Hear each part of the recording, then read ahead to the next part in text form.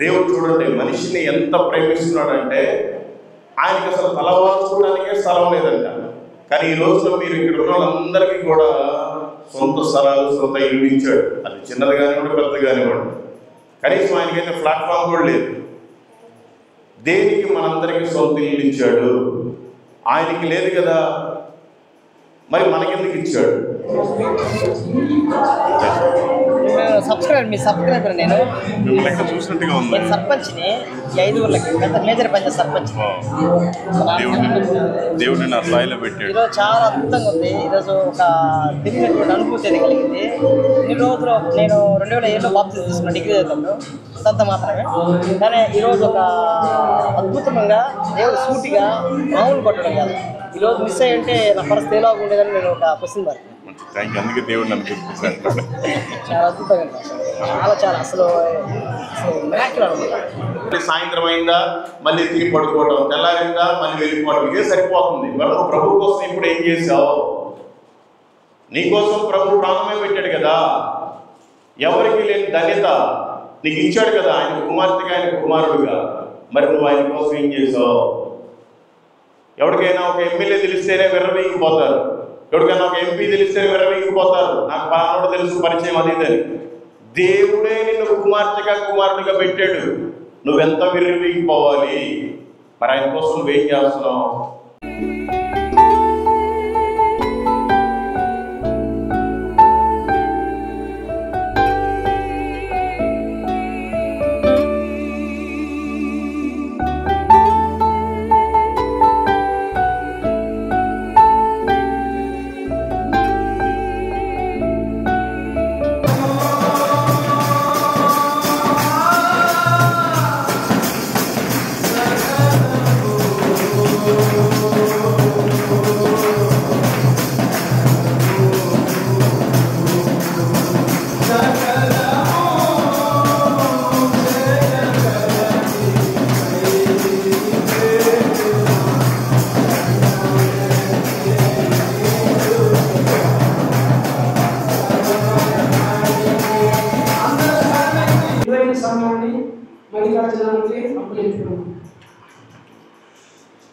Praise the lord. ఎందుకు పనికిరాని వాడని, ఎన్నిక లేని వాడని, అందరూ తీసివేసిన వాడని, అందరూ తోసివేసిన వాడని, ఆయనను నన్ను ప్రేమించి మన దేవుడైన యేసయ్య ఇక్కడి వరకు నడిపించినందుకు వేలాది స్తోత్రాలు, వందనాలు చెల్లిస్తున్నాను. సమస్త మహిమ, ఘనత, ప్రభావంలో యేసయ్యకే చెందును గాక. నాకు ఈ అవకాశం ఇచ్చినటువంటి కిరణయ్య గారికి, మరి ఇరిమయ్య గారికి నా హృదయపూర్వకమైన వందనాలు.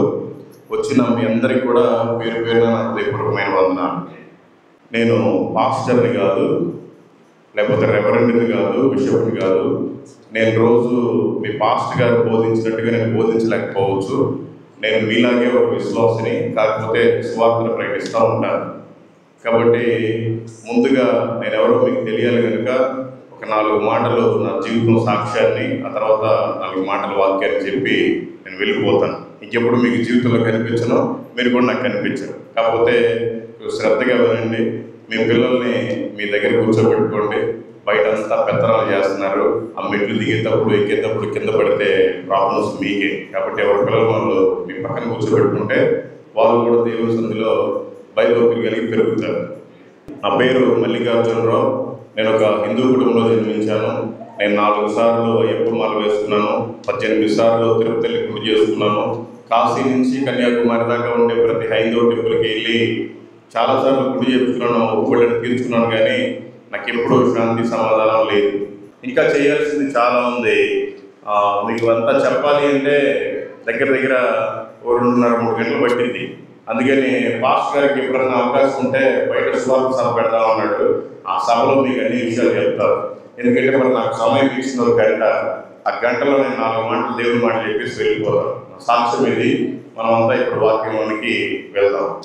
హెబ్రీయులకు రాసిన పత్రిక 3వ అధ్యాయం 3వ వచనం. ప్రతి ఇల్లును ఎవడైనా ఒకని చేత కట్టబడును, సమస్తమును కట్టినవాడు దేవుడే. ఇక్కడ ఉండే వాళ్ళకి ఎవరెవరికి సొంత ఇల్లు ఉందంటే ఒకసారి తెలియదండి. మాకు ఇల్లు ఉంది ఈ ఊర్లో అన్నాడు. చాలామంది ఎత్తలేదు ఏంటి, లేవా మీకు ఇల్లు? ఇల్లు ఉంది అన్న చేతులు ఎత్తాడు. Thank you, praise god. Almost అందరికీ ఇల్లు ఉంది. అయితే అట్లాగే మత్తయి సువార్త 8వ అధ్యాయం 20వ వచనం చదవండి.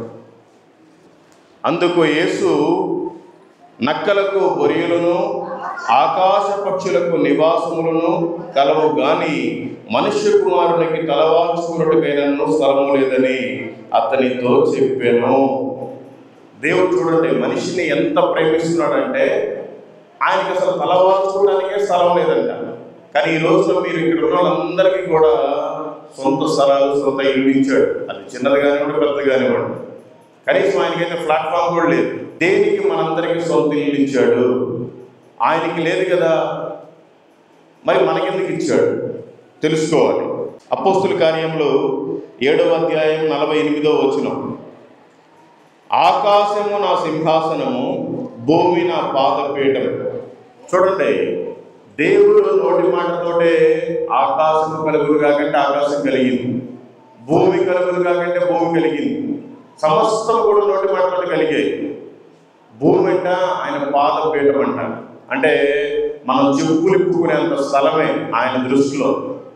మరి ఆయనకే ఇక్కడ స్థలం లేదు తలవాల్చుకోవడానికి. ఎందుకు? మనకు సొంత ఇల్లు ఇవ్వాలి, మనం సంతోషంగా ఉండాలి అని. మరి ఆయన ఎక్కడ ఉంటాడు? దేవుడు ఎక్కడ ఉంటాడండి? మరి ఆయనకి భూమి మీద తలవాల్చుకోవడానికే స్థలం లేదంట. మరి ఆయన ఎక్కడ ఉంటాడు? చదవండి, 1 కొరింథీయులకు రాసిన పత్రిక 3వ అధ్యాయం 16-17 వచనాలు.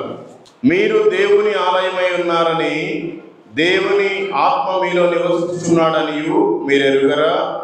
ఎవడైనాను దేవుని ఆలయంలో పాడు చేసిన ఎడల దేవుడు వారిని పాడు చేయును.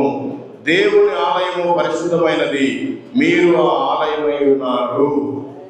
నా హృదయంలో దేవుడు ఉన్నాడు, నా హృదయమే ఆయన ఆలయం అన్నలో సత్యం ఎత్తండి. మరి చాలామంది ఎత్తట్లేదు. మీరు ఇంకా పాపంలో ఉన్నారా? Praise god. ఈ రోజున మన మందిరానికి బయట మంచి సిలువ వేశారు, ఆ పక్క 2 బోర్డులు పెట్టారు, లోపలన్నీ వాక్యాలు ఉన్నాయి. ఎవడైనా ఒక మతోన్మాద వచ్చి ఆ పైన సిలువ ఎరగొట్టి ఈ వాక్యాలన్నీ మైకులన్నీ లాగేసి వెళ్ళిపోతే మనమంతా ఏం చేస్తాం? వాళ్ళని పట్టుకొని చితకబడతాం. తర్వాత సంగతి ఏదైతే లేదు, దేవుని మందిరం పాడు చేస్తావా అని.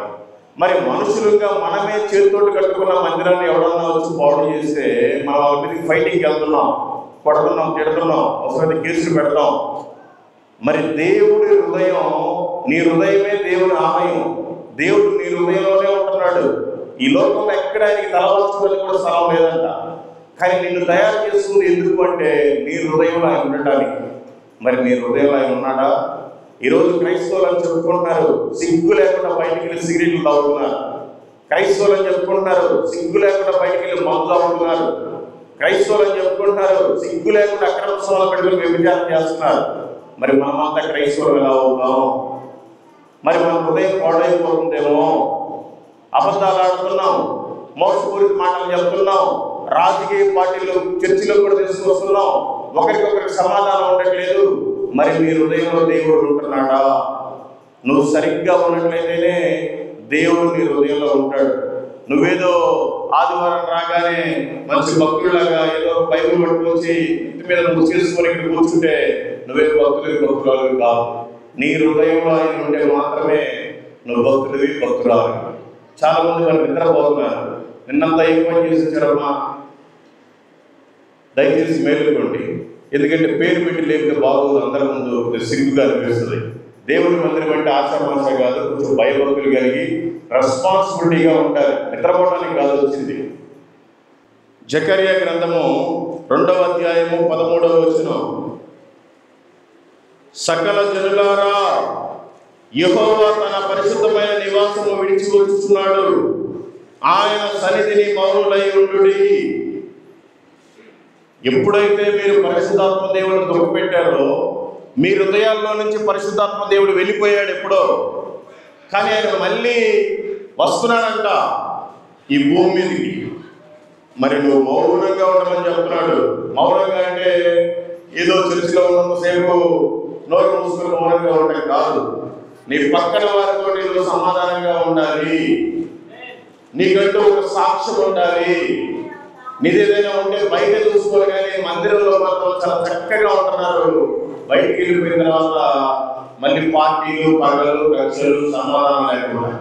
అది మంచి పద్ధతి కాదు. నువ్వు ఎప్పుడైతే దేవుని ఆలయాన్ని పాడు చేసావో, ఆయన వెళ్ళిపోయాడు, కానీ ఆయన మరలా వస్తున్నాడు. సకల జనులారా, యెహోవా తన పరిశుద్ధమైన నివాసము విడిచి వస్తున్నాడు, ఆయన సన్నిధిని మౌనులై ఉండుడి. మనకి గుళ్ళు, కుతంత్రాలు, అబద్ధాలు, మోసాలు, ఈ పగలు దగ్గర లేకుండా పద్ధతిగా ఆయన పిల్లల్లాగా ఉండాలి. ఆయన భూమి మీదకి వచ్చాడు, నీకోసమే దెబ్బతిన్నాడు, నీకోసమే భూమించుకున్నాడు, నీకోసమే మాటలు పడ్డాడు, సిలువ వేసుకున్నాడు. అది ఒకసారి అయిపోయింది. కానీ ఈసారి ఆయన అలా రావట్లేదు. ప్రేమించడానికి రావట్లా, నిన్ను శిక్షించడానికి వస్తున్నాడు. తెలుసుకోవాలి, ఈ లోకం శాస్త్రం కాదు. చాలా చిన్నది మన జీవితం. ఎంత చిన్నదంటే మనిషి 100 సంవత్సరాల ఆయుష్ అనుకోండి. ఈ 100 సంవత్సరాల్లో 50 సంవత్సరాలు రాత్రి అయిపోయింది. 10-15 సంవత్సరాలు చిన్నపిల్లల శాస్త్రాలుగా అయిపోయింది. ఇంకా మిగిలింది 35 సంవత్సరాలు. అది నువ్వు 100 సంవత్సరాలు బతికే పని అయితే 80 సంవత్సరాలకి చచ్చిపోయామనుకో, మిగిలింది 15 సంవత్సరాలు. 70 సంవత్సరాలకి చచ్చిపోయామనుకో, మిగిలింది 10 సంవత్సరాలు. ఏమ్మా, మీకు ఇంకా నిద్ర పోవట్లేదా? మేలుకోండమ్మా, ఒక గంట అయిపోతుంది కదా. ప్రభు మెలకుగా ఉండి ప్రార్థన చేయమని చెప్పాడు. మీకు అందరికీ తెలుసు, బుద్ధి కలిగిన కన్యకలు, బుద్ధి లేని కన్యకలు. ఆయన రాకడలో బుద్ధి కలిగిన వాళ్ళంతా ఒత్తి దీపాలు అడిగి పెట్టుకున్నారు, ఎత్తపడ్డారు. మనలాగే నిద్రపోతాం, ఇక్కడ మిగిలిపోతాం. బుద్ధి ఉండాలి కదా. కొద్దిగా మంత్రులు నిద్రపోయేటమ్మా, మీరంతా పెద్దోళ్ళు, నేను ఓపెన్గా మాట్లాడతాను అనుకున్నాడు, ఏమవుకోవద్దు, మీరు తర్వాత బాధపడదు. ఆయన వస్తున్నాడంట. మనమంతా కూడా సమాధానంగా, సంతోషంగా అందరితో కలిసిమెలిసి ఉండాలి. ప్రభువుకి లెక్క చెప్పాలి. నీకు తెలిసిన వాళ్ళు ఎవరైనా త్రాగుపోతున్నారా, వాళ్ళ మధ్యన కావాలనే పెట్టాడు. మీ ఇంటి పక్కన వాళ్ళంతా నీకు అబద్ధాలని మోసాలు చేస్తా ఉన్నారా, ఇంకేదైనా పాపంలో ఉన్నారా, దేవుడు నిన్ను పరిశుద్ధులుగా వాళ్ళ మధ్యలోనే పెట్టాడు. నీ సాక్ష్యాన్ని కాపాడుకోవాలి, వాళ్ళ పద్ధతులు కూడా మార్చి మంచి మార్గంలో నిలబడడానికి నేను పెట్టాడు. మరి అలా ఉండకపోతే చాలా కష్టం. గల్తీయులకు రాసిన పత్రిక 5వ అధ్యాయం 14వ వచనం, ధర్మశాస్త్రం అంతయు నిన్ను వలె నీ పొరుగు వారిని ప్రేమింపము అని ఒక్క మాటలో సంపూర్ణమై ఉన్నది. మరి మన శరీరాన్ని ఎంత ప్రేమించుకుంటున్నామో, ఎదుటి వాళ్ళ శరీరాన్ని కూడా అంతే ప్రేమిస్తున్నామా? ఎవరైనా ఏదైనా ఒక మాట అంటే మనకి ఎంత బాధ కలుగుతుందో, మనకి కూడా వాళ్ళంటే అదే బాధ కలుగుతుందని మనం ఆలోచిస్తున్నామా? ఎవరైనా ఒక దెబ్బ కొడితే మనకి ఎంత నొప్పి కొడుతుందో, వాళ్ళకి కూడా అదే నొప్పి కొడుతుందని మనం గ్రహిస్తున్నామా? దయచేసి నిన్ను వలె నీ పొరుగు వారిని ప్రేమించండి. మనకు పాత గ్రంథంలో చాలా ఆజ్ఞలు ఉన్నాయి, కానీ యేసు ప్రభు వారు పెట్టిన 2. ఆయన పూర్ణాత్మతో, పూర్ణ సత్యంతో ఆయన ఆరాధించాలి. రెండవది నిన్ను వలె నీ పొరుగు వారిని ప్రేమించాలి. ఈ 2 వాక్యాలతో బైబిల్ మొత్తం సంపూర్ణం అయిపోయింది. యేసు ప్రభు వారు చెప్పిన మాట. మరి మీరంతా మీ పక్క వారిని ప్రేమిస్తున్నారా? అందరితో సంతోషంగా, సమాధానంగా ఉంటున్నారా? ఉంటే మంచిది. ఒకవేళ ఉండకపోతే నువ్వు ఇంకా పాపంలోనే ఉన్నావు. మత్తయి సువార్త 5వ అధ్యాయం 9వ వచనం, సమాధాన పరచువారు ధన్యులు, వారు దేవుని కుమారులు అనబడుదురు, దేవుని కుమార్తె అనబడుదురు. ఒకవేళ మీకు సమాధానం లేకపోతే మధ్యలో వ్యక్తులైనా సరే కలగజేసుకుని వాళ్ళు సమాధానం పరచాలి. సమాధాన పరిచిన వారే, సమాధానంగా ఉండిన వారే ఆయన పిల్లలుగా ఉన్నారు. లేకపోతే చాలా కష్టం. యోహాను సువార్త 15వ అధ్యాయము 5వ వచనం, ద్రాక్షావల్లిని నేను, తీగలు మీరు. ఎవడు నా యందు నిలిచియుండునో, నేను ఎవరి యందు నిలిచియుండునో వాడు బహుగా ఫలించును. నాకు వేరుగా ఉండి మీరేమీ చేయలేరు. ప్రభు చెప్పాడు, ఆయన మనకి తండ్రిగా ఉన్నాడు, మనం పిల్లలుగా ఉన్నాం. ఆయన ద్రాక్ష వల్లిలాగా ఉన్నాడు, మనం తీగల్లాగా ఉండాలి. ఉండకపోతే మనం దేవునికి వ్యతిరేకంగా ఉన్నాం, దేవునికి అనుకూలంగా లేము. నీకు ఎంత మంచి ఇల్లు ఇచ్చినా, నీకు ఎంత మంచి కుటుంబం అయినా, నీకు ఎంత మంచి పిల్లలైనా, నీకు ఎంత మంచి సంఘాన్ని ఇచ్చినా, దేవుడితో కనుక నువ్వు అంటగట్టకపోతే ఈ సంఘం కూడా వ్యర్థమే, నీకు ఇచ్చిన కుటుంబం కూడా వ్యర్థమే. కాబట్టి దయచేసి ఆయనకి వేరుగా ఉండకుండా ఆయనతో మనమంతా అంటుకట్టబడి ఉండాలి, లేకపోతే చాలా కష్టం. అలాగే 7వ వచనం, యోహాను సువార్త 15వ అధ్యాయం 7వ వచనం, నా యందు మీరును మీ యందు నా మాటలను నిలిచి ఉండిన ఎడల మీకు ఏది ఇష్టమో అడుగుడి, అది మీకు అనుగ్రహింపబడును. మీకన్నీ ఇంకేమీ తక్కువలు లోతుపాట్లు ఏం లేవండి, అన్నీ అందరికీ సమంగానే ఉన్నాయా? మరి నాకైతే లోటుపాట్లే ఉన్నాయి. నాకు మిగిలింది ఓన్లీ ఒక సెల్ ఫోన్, వాచ్, ఒక పాత కారే. ఆ పాత కారు కూడా పోయిన సంవత్సరం యాక్సిడెంట్ అయింది, 4.5 లక్షలు అయింది రిపేర్కి. అది అక్కడ పెట్టేశాను. ఏంది ప్రభా, మరి ఆ ఉన్న కారు కూడా తీసుకెళ్ళిపోయావు, మరి నేను ఇప్పుడు ఎట్లా సువార్త చేయాలి అని దాదాపు చాలా రోజులు ప్రార్థన చేస్తే దేవుడు కొత్త కారు నిలిచాడు. నేను ఎవరి దగ్గర ఒక పైసా కూడా కాను తీసుకోను, నేనేమి పని చేయను. ఆ కారు ఖరీదు 43 లక్షలు. దేవుడు తీసుకొచ్చి నా ఇంటి ముందు వెళ్ళిపోయాడు. ఈ విషయాలు నమ్ముతారా? అక్కడ వాక్యం మళ్ళీ ఒకసారి చదవండి. నా యందు మీరును మీ యందు నా మాటలను నిలిచి ఉండిన ఎడల మీకేది ఇష్టమో అడుగుడి, అది మీకు అనుగ్రహింపబడును. ఆయనలో మనం ఉండాలి, అప్పుడు ఆయన మన దగ్గర ఉంటాడు. అప్పుడు మనం ఏది అడిగినా ఇస్తాడు. నేను అడిగాను, ప్రభు ఇచ్చాడు. ఇక్కడ కూడా వాటర్ బాటిల్ పాప నా కోసం కొనుక్కొచ్చారు 10 రూపాయలు పెట్టి. ఆ 10 రూపాయలు కూడా వేస్ట్ చేయకూడదన్న ఉద్దేశంతో నేను నా బాటిల్ నేను తెచ్చుకున్నాను. నేను ఇక్కడ భోజనం కూడా చేయనని చెప్పాను. అయ్యా చేయకపోతే వాళ్ళు బాధపడతారని పాపం రాత్రి కిరణ్ పాస్టర్ గారు చెప్పారు. సరే భోజనం చేస్తానని చెప్పాం. అంతేగాని ₹1 కానిచ్చినా యేసు నామములో తీసుకోబడదు. నా పరిచర్య అలాంటిది. అయినా కూడా దేశమంతా తిప్పాడు. ఏ దేవుడిని అయితే తిరస్కరించానో ఆ దేవుడి పేరు చెప్పుకుంటానే దేశమంతా తిప్పాడు దేవుడు. కాబట్టి మనకి ఇష్టమైన అన్నీ కూడా ఆయన చేయడు. ఆయనకి ఇష్టమైన ఆయన సిద్ధానుసారమే చేస్తాడు. మనకిష్టమైన దేవుడు చేయాలి అంటే మనము దేవుడిలో ఉండాలి, దేవుడు మనలో ఉండాలి. అప్పుడు మాత్రమే మనం ఏదైతే చేస్తాడు ఆయన. దేవుని కృప ఎందుకు?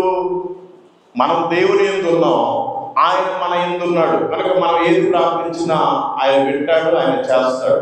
కాబట్టి మీరు కూడా మీకు ఏదైనా లోటుపాట్లు ఉన్నాయంటే కంపల్సరీగా ఉంటాయి. మీకు లోటుపాట్లు ఎప్పుడు ఉండవు? మీరు ఎవరితోటైతే సరిగ్గా మాట్లాడట్లేదో వాళ్ళతో సమాధానం పడండి. మీరు ఎవరినైతే దూషిస్తున్నారో వాళ్ళని ప్రేమించండి. మీరు సంతోషంగా సమాధానంగా ఉన్నప్పుడు మాత్రమే దేవుడు మీ ప్రార్థన వింటాడు. నువ్వేదో ఒక్కొక్క పార్టీ, నువ్వేదో ఒక్కొక్క కులం, నువ్వేదో ఒక్కొక్క జాతి, నువ్వేదో పలానా ఇంటి పేరు అట్లా కాదు.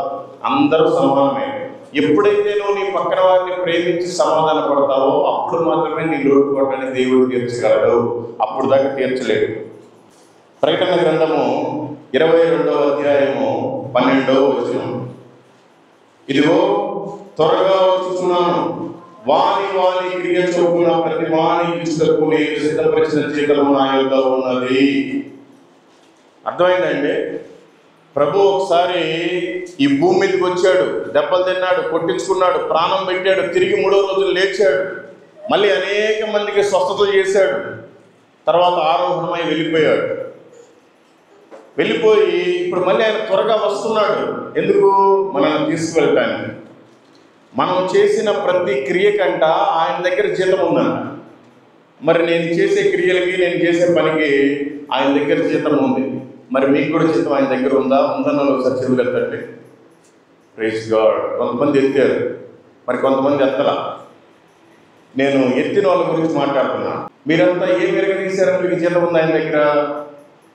దేవుడు మీకోసం ప్రాణం పెట్టాడు, దెబ్బలు తిన్నాడు. మరి నువ్వు ఆయన కోసం ఏం చేసావు? నీకు జీతం ఎక్కడ ఉంది? జీతం ఎప్పుడు వస్తుందో కూడా ఉంది. ఫిలిప్పీయులకు రాసిన పత్రిక 2వ అధ్యాయం 21వ వచనం, అందరూ తమ సొంత కార్యములనే చూసుకొనుచున్నారు కానీ యేసుక్రీస్తు కార్యములను చూడరు. పొద్దున్న లేస్తే బ్రష్ చేసుకోవాలి, బాత్రూమ్కి వెళ్ళాలి, స్నానం చేయాలి, ఇల్లు చిమ్ముకోవాలి, పిల్లల్ని రెడీ చేయాలి, స్కూల్కి పంపించాలి, నా ఉద్యోగానికి నేను వెళ్ళాలి, నా పనికి నేను వెళ్ళాలి. ఇదే ఆరాటం. మంచి కూర వండుకోవాలి, తినాలి, మళ్ళీ సాయంత్రం అయిందా మళ్ళీ తిరిగి పడుకోవడం, తెల్లారిందా మళ్ళీ వెళ్ళిపోవడం. ఇదే సరిపోతుంది. మనం ప్రభు కోసం ఇప్పుడు ఏం చేసావు? నీకోసం ప్రభు ప్రాణమే పెట్టాడు కదా. ఎవరికి లేని ధన్యత నీకు ఇచ్చాడు కదా, ఆయన కుమార్తెగా, ఆయన కుమారుడుగా. మరి నువ్వు ఆయన కోసం ఏం చేసావు? ఎవరికైనా ఒక ఎమ్మెల్యే తెలిస్తేనే విర్రవీగిపోతారు. ఎవరికైనా ఒక ఎంపీ తెలిస్తే విరవీగిపోతారు, నాకు పలానోడు తెలుసు, పరిచయం అది ఇదని. దేవుడే నిన్ను కుమార్తెగా కుమారుడిగా పెట్టాడు, నువ్వెంత విరవీగిపోవాలి? మరి ఆయన కోసం నువ్వేం చేస్తున్నావు? అందుకని మీకు జీతం లేదు. ప్రభు చెప్పాడు, ఈ భూమి మీద మీరేం సంపాదించుకోబాకండి, పరలోకమందు మీ ధనాన్ని సమకూర్చుకోండి, మీకు అక్కడ చిమ్మిట చెదులు పట్టదు, ఇక్కడైతే అన్ని వదిలేసి వెళ్ళిపోవాలి. నీవు చనిపోయిన రోజున నీ భార్య నీతో పాటు రాదు, నీ భర్త నీతో పాటు రారు, నీ పిల్లలు నీతో పాటు రారు, నీ ఇల్లు నీతో పాటు రాదు, నువ్వు వేసుకున్న బట్టలు కూడా ఇక్కడ మట్టిలో కలిసిపోతాయి, నీ శరీరమేమో మట్టిలోనే కలిసిపోతాయి, నీ ప్రాణమేమో గాలిలో కలిసిపోతాయి, నీ ఆత్మ పరమాత్ముడి దగ్గరికి చేరింది. ఆ రోజు నీకు లెక్క చెప్తావు, నేను నీ కోసం వచ్చి ప్రాణం పెట్టా, నా కోసం ఏం వెరగదీశామని అడుగుతాడు ఆయన. మీరేం వెరగదీశారు? ఇప్పటివరకు 1,40,000 మందికి నా నోటితో చేసుకున్న దేవుడు అని చెప్పారు. మీరంతా ఎంతమందికి చెప్పారు? చెప్పకపోతే మీకు జీవితం లేదు, ఈ జీవితం ఇచ్చింది కూడా వేస్టే మీకు. దయచేసి మీరంతా ఆ జీవితం తీసుకోవడానికి చూడండి. ఎంతోమందికి సరిగ్గా ఆరోగ్యం లేదు, సరిగ్గా కుటుంబ పరిస్థితులు లేవు, అయినా కూడా కొంతమంది పత్రికల్లో సువార్తను ప్రకటిస్తూ ఉన్నారు. నాకు బాగా గుర్తు, పాప ఈ పెద్ద ఆయన ఎప్పుడు ఒక బ్యాగ్ వేసుకుని తిరుగుతూ ఉంటాడు. ఒకసారి చూసినప్పుడు చాలా బాధ వేసింది, బ్యాగ్ మొత్తం చిరిగిపోయింది. ఆయన ఎవరో నాకు తెలియదు, దేవుని పని చేస్తున్నాడని ప్రేమించి అప్పటికప్పుడు 500 ఇచ్చి పెద్ద ముందుకు బ్యాగ్ కొనుక్కు అని చెప్తే సరే అని కొనుక్కొచ్చుకున్నాడు. ఆయన ఈ రోజున అందరూ చాలా చీప్గా చూడొచ్చు. ఆయన దేవుడు నాకు తెలియదు, ఇప్పుడు సడన్గా కనిపించాడు, నేను షాక్ అయ్యా ఇక్కడ కూర్చోను. ఆయన దేవుడు నాకు తెలియదు. ఆయన పత్రిక ఇస్తే ఒక్కొక్కటి తీసుకొని పడేస్తూ ఉంటాడు, ఒక్కొక్కటి నలిపి పడేస్తూ ఉంటాడు, ఒక్కడే పోవాయి అంటూ ఉంటాడు. అయినా ఇబ్బంది లేదు. ఇక్కడ చూసిచ్చిన అక్కడ ఆయనకి గొప్ప మేలు, గొప్ప బహుమతి ఉండాలి. నాకు తెలిసి నాకంటే కూడా ఎక్కువ సువార్త ప్రకటిస్తున్నాడు ఆయన. ఎప్పుడు చూడు అవసర ప్రాంతాలు తిరుగుతూనే ఉంటాడు, పత్రికలు పెట్టుకుని బ్యాగ్ కూడా తీసుకోవాలి. మరి టయానికి తింటున్నాడో తింటలేదు నాకు తెలియదు, కానీ నిజంగా చాలా ఆశ్చర్యకరం ఆయన అసలు ఈ రోజు ఈ చర్చకి రావడం కదా ధన్యకరం. ఆయన ఎవరు ఇక్కడ పట్టించుకోవట్లేదు, ప్రభువే పట్టించుకుని ఆయన పెట్టాడు. వినేవాళ్ళు వింటారు, గంటకు తగ్గ బొంత, ఆయన చెప్తే వినే రక్షణ పొందేవాళ్ళు కూడా ఉంటారు. కాబట్టి మనం కూడా ఆయన సువార్తను ప్రకటించాలి, లేకపోతే చాలా కష్టం. చాలామందికి హెల్త్ అసలు బాగుంది, కొంతమంది కళ్ళు లేవు అయినా కూడా సువార్తను ప్రకటిస్తూ ఉంటారు, కొంతమందికి చెవులే వినపడదు అయినా సువార్తను ప్రకటిస్తూ ఉంటారు, కొంతమందికి 2 కాళ్ళు చచ్చిపెట్టిపోయి ఉంటాయి అయినా సువార్తను ప్రకటిస్తూనే ఉంటారు. నీకు దేవుడు 2 కాళ్ళు ఇచ్చాడు, 2 చేతులు ఇచ్చాడు, కళ్ళు ఇచ్చాడు, మంచి ఆరోగ్యాన్ని ఇచ్చాడు. మీరు ఏం చేస్తున్నారు? నీకు అన్ని బాగున్నాయి కనుక నువ్వు దేవుడి పని చేయట్లా, కనీసం నీ పక్కన వాళ్ళతో సమాధానం కూడా ఉండట్లా, కనీసం నీ ఊరి పక్కన కూడా మీరు సువార్త చదవట్లా.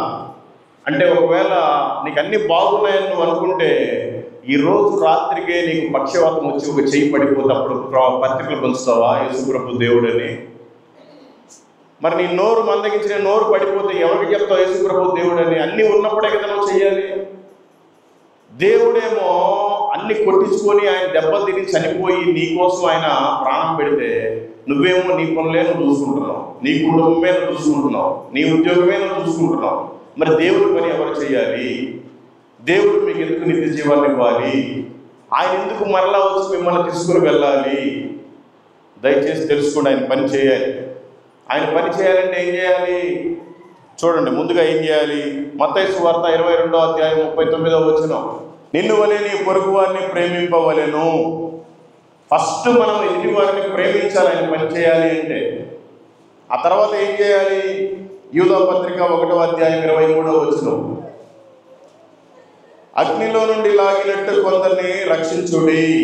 ఈ లోకం అనే అగ్నిలో చాలా మంది పడి కాలిపోతున్నారు. వాళ్ళకి సత్యం ఏంటో తెలియదు, అసత్యం అంటే ఏంటో తెలియదు. యేసు ప్రభు దేవుడు అంటే ఆ దేవుళ్ళలో ఆయన కూడా దేవుడు అనుకుంటారు కొంతమంది.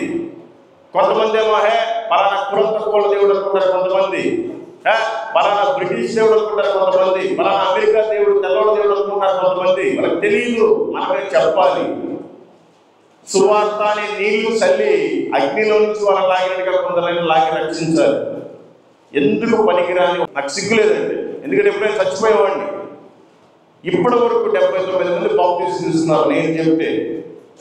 మరి మీరు చెప్తే ఎంతమంది తీసుకున్నారు? మీరు ఇంకా నాకంటే మంచోళ్ళు కదా, మీరు వ్యభిచారులు కాదు, త్రాగుబోతులు కాదు, తిరుగుబోతులు కాదు. మరి మీరు ఎందుకు సువార్తను చెప్పలేకపోతున్నారు? సువార్త అంటే అన్ని నాలా వదులుకొని మొత్తం తిరిగి చెప్పమని కాదు. మీరు పని చేసే దగ్గరే మీరు సువార్తను చెప్పాలి. మీరు వెళ్ళే కాలేజీలోనే మీరు సువార్త చెప్పాలి. మీరు వెళ్ళే ఆఫీస్లోనే మీరు సువార్త చెప్పాలి. సువార్త చెప్పాలి అంటే మనకి ముందు మంచి సాక్ష్యం ఉండాలి. ఆ సాక్ష్యం మనకు ఉండదు. నోరు తెరిస్తే పోగులు, ఇక్కడ మాటలు అక్కడ, అక్కడ మాటలు ఇక్కడ, ఆయన మీద ఈయనకి, ఈయన మీద ఆయనకి, ఆ పార్టీ నాదంటే ఈ పార్టీ నాది. ఈ పార్టీలు అన్ని మనిషి జోబులో పెట్టుకో. ఏం చేయడానికి పార్టీలు? మనంతా ఒకటే పార్టీ, యేసు పార్టీ. ఈ లోకంలో ఉండే పార్టీల కోసం మనం బ్రతకూడదు. ఏ పార్టీ కూడా నీకు పరలోక రాజ్యాన్ని ఇవ్వదు. ఒక యేసు ప్రభు మాత్రమే పరలోక రాజ్యాన్ని ఇస్తాడు. తెలుసుకోవాలి. ఎందుకు మనమే ఈ పాపంలో ఉండే వాళ్ళని అగ్నిలో నుంచి లాగినట్టుగా మనం లాగాలి? వాక్యం ఏ విధంగా సెలవిస్తుంది? మత్తయి సువార్త 9వ అధ్యాయము 37వ వచనం. కోత విస్తారమే కానీ పనివారు కొద్దిగా ఉన్నారు. ఈ ప్రపంచంలో దాదాపుగా 800 కోట్ల పైబడి జనాభా ఉన్నారు. వాళ్ళందరికీ యేసు ప్రభు దేవుడు అని తెలియదు. మనకి తెలుసు. మనకు తెలిసినందుకు మనమే పనివారిగా మారాలి. దేవాది దేవుడు నోటి మాటతో సమస్తాన్ని కలుగు చేసి మనల్ని ప్రేమించి ఆయన చేతితోడు తయారు చేస్తున్నాడు. చేతితోడు తయారు చేస్తున్న వాళ్ళు ఏముందంటే, ఇది మనం తయారు చేసినట్లు పడిపోతే, ఇట్లా నెట్టేస్తే పడిపోద్ది. ఆయన అలా నెట్టేలా దానికోసమే ప్రాణం కూడా పెట్టాడు. ఆయన పనివాడిగా మారాడు. మరి మనం ఎందుకు పనివాడిగా మారలేకపోతున్నాం? మనం మట్టి బొమ్మలం. మన కోసం ఆయన పనివాడిగా మారి బలి అర్పింపబడితే మనం ఎందుకు దేవాది దేవుడైన నిత్యరాజ్యం నుంచి ఆయనకి మనం ఎందుకు పనివారిగా మారలేకపోతున్నాం? ప్రతిరోజు ఒక రోజుకి ఇంచుమించు 3 లక్షల మంది కొత్త వాళ్ళు పడుతున్నారు. ఒక రోజుకి ఇంచుమించు 1,35,000 మంది చనిపోతున్నారు. వాళ్ళందరూ నరకానికే వెళ్ళిపోతున్నారు. ఎందుకంటే నీ పని నువ్వు చూసుకుంటున్నావు, దేవుడి పని నువ్వు చూడట్లేదు, నువ్వు చెయ్యట్లేదు. వాళ్ళందరూ చనిపోతున్నారు. వాళ్ళందరికీ లెక్క నువ్వే చెప్పాలి. నీ ఇంటి పక్కన వాళ్ళు, నీ ఇంటి ఎదురుకొని, నీ ఊర్లో వాళ్ళు చనిపోతారంటే ఖచ్చితంగా నువ్వే లెక్క చెప్పాలి. వాళ్ళు నరకానికి వెళ్తే నువ్వు బ్రతికినప్పుడు నీ సాక్ష్యాన్ని కాపాడుకోవాలి. అనేక మంది సువార్తను ప్రకటించాలి. ప్రకటించకపోతే వాళ్ళందరికీ నరకం తప్పదు. ఆ తర్వాత తీర్పు అయిపోయిన తర్వాత నీకు కూడా నరకం తప్పదు. నీకు అవకాశం ఉండి కూడా నువ్వు సువార్తను ప్రకటించట్లేదు. మీ గొప్పలు చెప్పుకున్నారు, మీ పనులు, మీ ఆస్తులు, మీ డబ్బులు ఎవరికి కావాలి? దేవుని కోసం ఏం చేసావనేదే కావాలి. ఎంతో మంది చనిపోతున్నారు రోజు.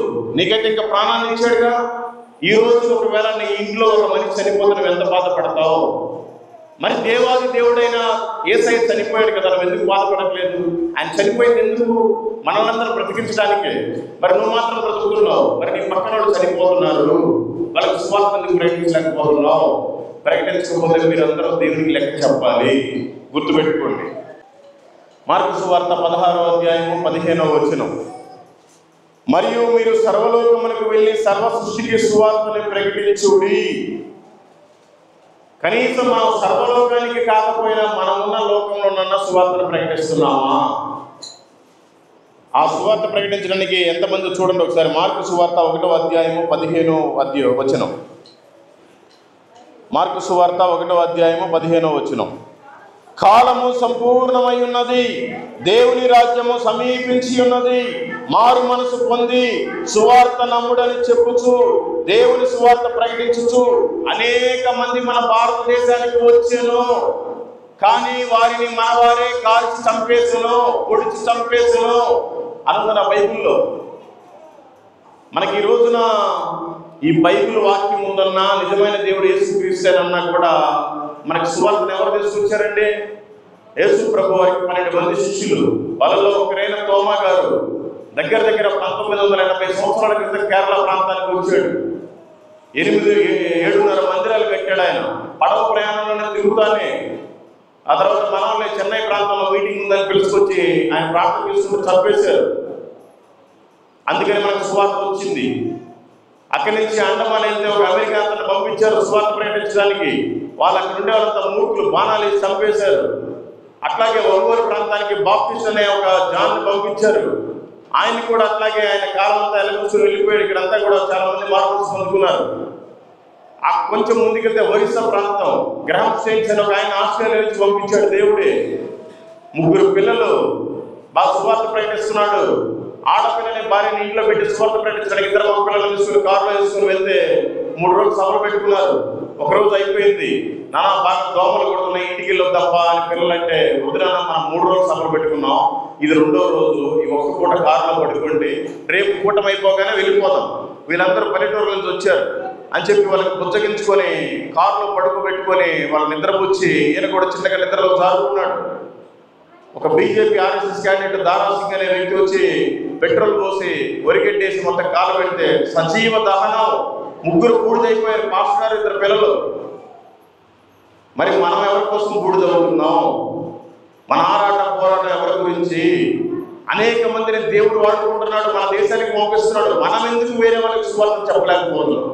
వేరే దేశాలకు వెళ్ళలేకపోయినా కనీసం మన దేశంలో, మన రాష్ట్రంలో, మన ఊళ్ళో ఎందుకు ప్రకటించలేకపోతున్నాం? అక్కడి నుంచి ఇంకొంచెం ముందుకెళ్తే విలియం కేరీ, ఆయన లండన్ నుంచి వచ్చాడు.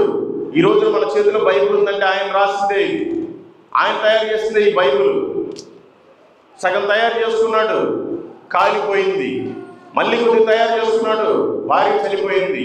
మళ్ళీ ఇంకొద్ది తయారు చేసుకున్నాడు, పిల్లలు కూడా చనిపోయారు. లాస్ట్కి పూర్తి చేసి ఆయన కూడా చనిపోయాడు. ఈరోజు ఆడపిల్లలందరూ చదువుకుంటున్నారంటే విలియం కేరీ మొట్టమొదటి స్కూల్ పెట్టింది ఆయనే. ఈ రోజున మగోడు చనిపోతే ఆడ మనిషి కూడా స్థితి మీద పెట్టి కాల్ చేయాలి, అలాంటి చట్టాలు ఉన్నాయి మనకి సనాతన ధర్మంలో. దాంట్లో నుంచి బయటికి తీసుకొచ్చాడు. ఈ రోజు అందరూ ఐపీఎస్లు, ఐఏఎస్లు అయి ఉన్నారు ఆడపిల్లలంతా, వాళ్ళంతా విలియం కేరీ పుణ్యమే. ఆయన దేవుడు మనిషి కనుక వచ్చి 14 భాషల్లో తర్జుమా చేశాడు ఆయన ఒక్కడే. వాళ్ళ టీంలో వాళ్ళంతా 66 భాషల్లో బైబిల్ రెడీ చేశారు. మరి ఈ బైబిల్ని కనీసం రెడీ చేయడమేమో కానీ ఇప్పటివరకైనా పూర్తిగా బైబిల్ చదివామా? నేను ఈ బైబిల్ని పూర్తిగా చదివానన్నా ఒకసారి చేతులు ఎత్తండి. మీ చర్చిలో ఒక్కరు లేరు, మీరంతా క్రైస్తవులు, చెప్పుకుంటే సిగ్గుచేడు. బైబిల్ చదవాలి. ఒక అన్న ఎత్తాడు, దేవునికి స్తోత్రం. బైబిల్ చదవకుండా మీరంతా క్రైస్తవులు ఎలా అవుతారు? మీకు చదువు రాదు, చదువు రాకపోతే మీకు ఏదో ఒక లోన్ వస్తుంది, గ్రూప్లో, డోకరాలో, ఏదో బ్యాంకులో ఇంకోటి, మరి వెళ్ళి చదివించుకుంటారుగా, అని రాపించుకుంటారుగా. మరి ఎందుకు బైబిల్ చదివించుకోలేకపోతున్నారు? మనిషి ఎలా పుట్టాడో దాంట్లో ఉంది, మనిషి ఎలా బ్రతకాలో దాంట్లో ఉంది, మనిషి ఎలా చనిపోవాలో దాంట్లో ఉంది, చనిపోయిన తర్వాత ఏముందో నిత్యరాజ్యంలో దాంట్లో ఉంది. మరి నువ్వు అదే చదవకుండా చర్చికి నిద్రపోవడానికి వస్తున్నావా? 3 సార్లు చెప్పాను ఇంకా నిద్రపోవాలని సిగ్గులేదా? వాక్యాన్ని చదువుకోవాలి. మనకి దేవుడు ఇచ్చాడు వాక్యాన్ని. ఆ వాక్యం దొరక కొన్ని దేశాల్లో చదువుకుంటున్నారు. ఒక బైబిల్ ఉంటే ఒక ఫ్యామిలీ మొత్తానికి, అది కూడా దొంగతనంగా దాచిపెట్టుకుని చదువుకోవాలి. ఒక రోజున మన భారతదేశంలో కూడా బైబిల్ని బ్యాన్ చేయబోతున్నారు. ప్రింటింగ్ ఇప్పటికే ఆపేశారు. ఈ వాక్యాలు ఇవన్నీ కూడా పీకేస్తారు. అప్పుడు నువ్వు ఏం చదువుతావు? వాక్యాన్ని నువ్వు ఎలా గుర్తుపెట్టుకుంటావు? బైబిల్ని తీసివేసిన మనం బైబిల్ చదువుకొని కొన్ని వాక్యాలను మన మైండ్లో, మన హృదయంలో భద్రపరచుకోవాలి కదా. వాక్యమే నీలో లేకపోతే నువ్వెలా దేవుడి కుమారుడు అవుతావు? దయచేసి తెలుసుకోండి, ఈ లోకం శాశ్వతం కాదు. ఎంతోమంది మిషనరీలు వచ్చారు. ఎందుకు? మనమంతా దేవుణ్ణి నమ్ముకోవాలి, నరకంలో నుంచి తప్పింపబడాలి. భారతదేశంలో ఉండే వాళ్ళందరికీ సువార్తను ప్రకటించాలని చాలా మందిని ప్రభు పంపించాడు. స్వయం ఆయన శిష్యున్నే పంపించాడు. ప్రభు ఏమో పంపించడం, మనల్ని ఏమో చంపేయటం, ఇదే పని. మరి పోనీ ఇప్పటికైనా మనం అంతా దేవుణ్ణి నమ్ముకున్నామా? యేసు ప్రభుని నమ్ముకున్నాము, యేసు ప్రభువే దేవుడు అన్న వాళ్ళందరూ సత్యందులు ఎంతండి? Praise god. ఆల్మోస్ట్ అందరూ ఎత్తుకున్నారు. అంటే అందరూ మీరు నిజమైన దేవుడు యేసుక్రీస్తుని నమ్ముతున్నారు, మంచి సంతోషం. నమ్మిన వాళ్ళంతా ఏం చేయాలి? అక్కడ ఉంది చూడండి, మార్కు సువార్త 16వ అధ్యాయము 16వ వచనం. నమ్మి బాప్తిసం పొందినవాడు రక్షింపబడును. ఇక్కడ చూడండి, నమ్మటం వేరు, బాప్తిసం పొందడం వేరు కాదు. నువ్వు యేసు ప్రభు దేవుడని నమ్మావా, వెంటనే బాప్తిసం పొందాలి. పొందితేనే నువ్వు రక్షణ పొందబడ్డట్టు, పొందితేనే నువ్వు దేవుని కుమార్తెవి, పొందితేనే నువ్వు దేవుని కుమారుడివి. నేను మరి బాప్తిసం తీసుకొని రక్షణ పొందాను అన్న ఒకసారి తెలియదండి. మరి కొంతమంది ఎత్తట్లా అంటే ఇంకా మీరు పాపంలోనే ఉన్నారు. తన పక్కన వాక్యం చదవండి, ఏముందో? నమ్మి బాప్తిసం పొందినవాడు రక్షింపబడును, నమ్మని వానికి శిక్ష విధింపబడును. ఆ శిక్ష నీకు విధించకుండానే ప్రభువే ఈ లోకానికి వచ్చి నీ కోసం ప్రాణం పెట్టాడు. నువ్వు ఇంకా దాన్ని గ్రహించకుండా వెలుగుని ఈ చీకట్లోనే బ్రతుకుతున్నావు. నువ్వు యేసు ప్రభు దేవుడని నమ్మావు, కానీ నువ్వు బాప్తిసం తీసుకోలేదు, నువ్వు ఇంకా స్టిల్ పాపంలోనే ఉన్నావు. అది ఎలాంటి పాపమైనా కావచ్చు, నేను ఇంక చెప్పలేను. దయచేసి మీరంతా యేసు ప్రభువు నమ్మారు, బాప్తిసం పొందండి. అటు ఇటుగా ఉండబాకండి. ప్రభు చెప్పాడు, నువ్వు ఉంటే చల్లగానైనా ఉండు, లేదంటే వెచ్చగానైనా ఉండు. నువ్వు నులివెచ్చగా ఉన్నావంట, ఆయన నిన్ను ఉమ్మివేయని ఉద్దేశిస్తున్నాడంట. మరి ఎందుకు ఆ మాత్రం దానికి నమ్మబాకండి, యేసు ప్రభు నమ్మబాకండి. మీరు వెళ్ళిపోండి, లోకంలోకి వెళ్ళిపోండి, మీ ఇష్టానుసారం జీవించండి. మరి యేసు ప్రభు దేవుడిని నమ్మారు, మరి బాప్తిసం పొందట్లేదు. మీరంతా క్రైస్తవులు ఎలా ఉంటారు? మీరంతా నామకార్థులు. ఇంకా కొన్ని నిద్రపోతున్నారు. ఈ బాప్తిసం పొందిన వాళ్ళంతా ఏం చేయాలి? మీరు బల్లా తీసుకుంటున్నారా? బల్లా తీసుకుంటున్నాను ఒకసారి చేతులు ఎత్తండి. మంచిది, ప్రైజ్ గాడ్. బల్లా తీసుకోవడం అంటే ఏంటి? ఆ ప్రభు శరీరానికి సాదృశ్యమైన రొట్టె, ప్రభు రక్తానికి సాదృశ్యమైన ద్రాక్ష రసం తీసుకోవాలి కదా. తీసుకున్న వాళ్ళంతా ఏం చేయాలి? చదవండి. 1 కొరింథీయులకు రాసిన పత్రిక 11వ అధ్యాయము 26వ వచనం. మీరు ఈ రొట్టెలు తిని ఈ పాత్రలోని త్రాగినప్పుడల్లా ప్రభు వచ్చు వరకు ఆయన మరణంలో ప్రచురించుదురు. అర్థమైందండి? యేసు ప్రభు దేవుడు అని నమ్మిన వారు తప్పనిసరిగా బాప్తిసం తీసుకోవాలి. బాప్తిసం తీసుకున్న వాళ్ళు తప్పనిసరిగా ఆయన బలలో చేయి వేయాలి. ఆయన బలలో చేయి వేసిన వాళ్ళందరూ తప్పనిసరిగా ఆయన మరణాన్ని ప్రకటించాలి. మీరు ఆయన మరణాన్ని ప్రకటించట్లేదు అంటే మీరు ఇంకా పాపంలోనే ఉన్నారు. నాకేం మొహమాటం లేదండి. ఉన్న వాస్తవం చెప్తే మీకు నచ్చకపోవచ్చు, నేను పైన చెప్పేసి వెళ్ళిపోలేదు. మీరు యేసు ప్రభు అని నమ్మినా వ్యర్థమే, బాప్తిసం తీసుకున్నా వ్యర్థమే, ఆయన రొట్టె ద్రాక్షారసం తీసుకున్నా వ్యర్థమే. నువ్వు ఆయన స్వార్థను ప్రకటించాలి. ఇది ప్రకటించకుండా వీటికి ముందుండే మూడు ఏం చేసినా వ్యర్థమే. నేను వ్యర్థమని చెప్పట్లా, వాక్యమే సెలవిస్తుంది. యాకోబు పత్రిక 2వ అధ్యాయం 10వ వచనం. ఎవడైనను ధర్మశాస్త్రమంతయు గైకొనియు ఒక్క ఆజ్ఞ విషయంలో తప్పిపోయిన ఎడల ఆజ్ఞలన్నిటి విషయంలో అపరాధి అగును. అర్థమైందంటే మీరు నమ్మిన వాళ్ళు బాప్తిసం పొందాలి. మళ్ళీ ఇంకోసారి చెప్తున్నా, గుర్తుపెట్టుకోండి. యేసు ప్రభు దేవుడని నమ్మితే మీరు బాప్తిసం పొందాలి. బాప్తిసం పొందిన తర్వాత ప్రతి నెల ప్రతి వారమో మీకు ఏ సిద్ధాంతం అయితే ఉందో ఆ సిద్ధాంతంలో మీరు ఆయన బల్లని తీసుకోవాలి. ఆయన రొట్టె ద్రాక్ష రసాన్ని మీరు తినాలి. అది తీసుకున్న తర్వాత ఆయన మరణాన్ని ప్రకటించాలి. ఆయన మరణాన్ని ప్రకటించకుండా నువ్వు కనుక ఉంటే నువ్వు ఇంకా దొంగవే, నువ్వు ఇంకా త్రాగుబోతువే, నువ్వు ఇంకా వ్యభిచారమే. నేను ఇలాగే మాట్లాడతా. అంతకంటే ఇంకా దారుణమైన పాపమే. ఖచ్చితంగా ఆయన మరణాన్ని మనం ప్రకటించాలి. ఇది గుర్తుపెట్టుకోండి. అది చేయకపోతే నువ్వు దేవుడు అదే చెప్పేది, ఆజ్ఞలన్నీ పాటిస్తున్నావు, ఆ కింద చివరి లైన్ మాత్రం పాటించట్లా. అప్పుడేమవుతున్నాయి? ఈ మొత్తం పాటించినా వేస్టే. అందుకని తెలుసుకోండి. మరి సువార్తను ప్రకటించాలి. ఎప్పుడు ప్రకటించాలి? అక్కడేమనుంది మనం చదివినప్పుడు? ఆయన మరణాన్ని ప్రకటించాలి. ఎప్పటి వరకు? చూడండి, అక్కడ ఉంది, ప్రభు వచ్చు వరకు. ఆయన ఎప్పుడు వస్తాడు? త్వరలో రానై ఉన్నాడు. ఆయన మరణాన్ని మనం ఆయన వచ్చేంత వరకు కూడా ప్రకటిస్తూనే ఉండాలి. అట్లాగే 1 దినవృత్తాంతములో 16వ అధ్యాయము 23వ వచనం. మీరందరూ అనుకోవచ్చు, అయ్యా పాస్టర్లు ప్రకటిస్తారు, మేము కూలి పనులకు వెళ్ళాలి, మా పనులు మేము చేసుకోవాలి, మాకు ఎక్కడ కుదిరింది? సువార్థికులు ప్రకటిస్తారు, బిషప్లు ప్రకటిస్తారు, పెద్ద పెద్ద పాస్టర్లు ప్రకటిస్తారని మీరు అనుకోవచ్చు. ఎవరు ప్రకటించాలో అక్కడ ఉంది, చదవండి. సర్వభూజనులారా యెహోవాను సన్నుతించుడి, అనుదినము ఆయన రక్షణను ప్రకటించుడి. ఎవరు ప్రకటించాలంట? సర్వభూజనులారా అంటే ఆడ మగ పెద్ద చిన్న పాస్టర్లు విశ్వాసం తేడా లేదు. ప్రతి ఒక్కరూ ఆయన సువార్తను ప్రకటించాలి. ఎప్పుడు ప్రకటించాలి? ఏదో వారానికి ఒకసారి కాసేపు వచ్చి పల్లెలకు రావడం కాదు. అనుదినం అన్నది అక్కడ. అనుదినము అనే రక్షణ సువార్తను ప్రకటించాలి. ఒకవేళ ప్రకటించట్లేదు అంటే మీరు ఇంకా పాపులే. నేను అందుకే మీకు ఇందాక టూకీగా చెప్పా, ప్రకటించమంటే మీరు ఏదో వదులుకొని నాలాగా మొత్తం తిరగమని నేను చెప్పట్లా. మీరు చేసే పనిలోనే మీ పక్క వారితోనే మీరు సువార్త చెప్పవచ్చు. మీరు చదువుకునే స్కూల్లో కూడా చెప్పవచ్చు, మీరు చదువుకునే కాలేజీలో కూడా చెప్పవచ్చు, నువ్వు చేసే ఏ ఆఫీసులో ఉద్యోగమైనా చెప్పవచ్చు. వారికి నువ్వు సువార్తను చెప్పాలి అంటే ఫస్ట్ నీ సాక్ష్యాలను నువ్వు కాపాడుకోవాలి. నీ సాక్ష్యాలు సరిగ్గా ఉంటే నువ్వు పక్కన సువార్తను చెప్పగలవు, లేకపోతే చాలా కష్టం. తెలుసుకోండి. లేదు నేను బాప్తిసం తీసుకున్నాను, లేకపోతే ఇంకా తీసుకోలేదు, నాకు కొంచెం టైం ఉంది, సరే తీసుకున్నాను, నేను బల్లా తీసుకుంటున్నాను, బల్లా తీసుకుని ఆయన మరణాన్ని ప్రకటించుకుంటూ ఉంటే మనందరి కోసం ఒక మంచి వాక్యం రాయబడి ఉంది. చదవండి. మార్కు సువార్త 9వ అధ్యాయము 48వ వచనం.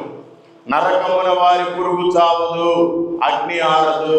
ఇది ఎవరి కోసమో మనం చదువుకోవడం కాదు, మన కోసమే ఆ వాక్యం. మీకు అందరికీ తెలుసుగా, బైబిల్లో 2 వ్యక్తులు ఉన్నారు, ఒక ధనవంతుడు, ఒక దరిద్రుడైన లాజరు.